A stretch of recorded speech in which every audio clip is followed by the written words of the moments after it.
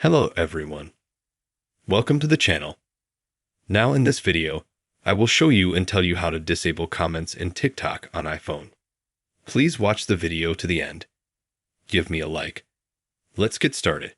To do this, we need to go to TikTok. Then we open our profile in the lower right-hand corner. At the top, click on the three bars.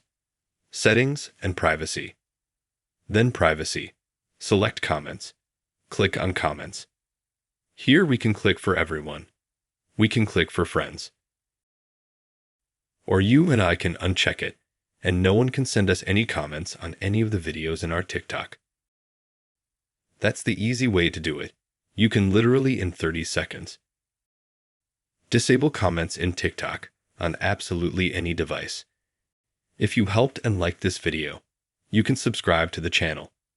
Like it. Thank you for watching it to the end. See you again. Goodbye.